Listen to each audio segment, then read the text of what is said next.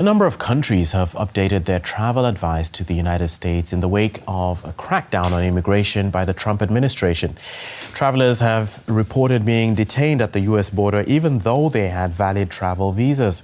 Germany updated its travel advisory for the U.S. this week after a number of its citizens were detained at customs and then deported. What was intended as a short vacation turned into a nightmare.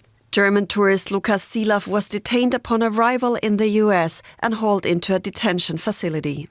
They put me in chains everywhere, around my stomach, on my hands, my feet. Then they put me in a van and drove me to the detention center in Satinko. Lukas was returning to the US from a vacation in Mexico. He says he had a valid US tourist visa, but ended up spending 16 days in detention before being allowed to return to Germany. And his arrest is part of an apparent trend involving temporary visa holders and visitors being detained by US border officials on their way into the country.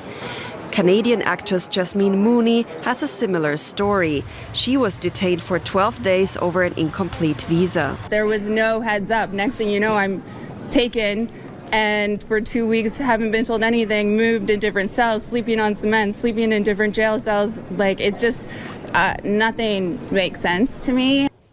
A French scientist, in turn, was denied entry into the US after his phone was searched by customs.